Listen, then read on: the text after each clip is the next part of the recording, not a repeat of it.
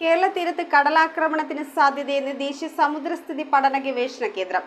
കള്ളക്കടൽ പ്രതിഭാസത്തിന്റെ ഭാഗമായാണ് കേരള തീരത്തും തെക്കൻ തമിഴ്നാട് തീരത്തും ബുധനാഴ്ച രാത്രിയോടെ 1.8 മീറ്റർ വരെ ഉയർന്ന തിരമാലയ്ക്ക് സാധ്യത.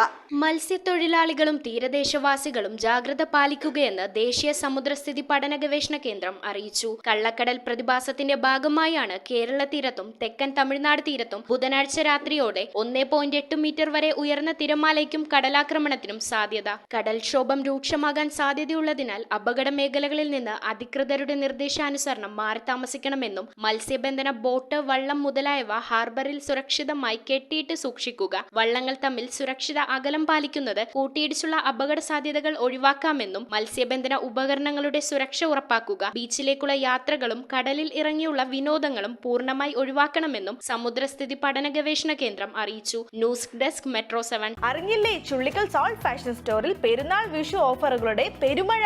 1000 രൂപയ്ക്ക് 5 ഷർട്ട്, 3 ജെൻസ് ജീൻസ് വെറും 999 രൂപയ്ക്ക്, 3 ഗേൾസ് ഫ്രോക്കിന് വെറും 500 രൂപ മാത്രം. 175 രൂപ മുതൽ നൈറ്റികൾ, അതുപോലെ ലേഡീസ് ബാഗ്, കിഡ്സ് ടോയ്സ്, അങ്ങനെ എല്ലാത്തിനും നല്ല അടിപൊളി ഓഫറാണ് സോൾട്ട് ഫാഷൻ. അപ്പോൾ ഈ വിഷു പെരുന്നാൾ ചുള്ളിക്കൽ സോൾട്ട് ഫാഷനോടൊപ്പം.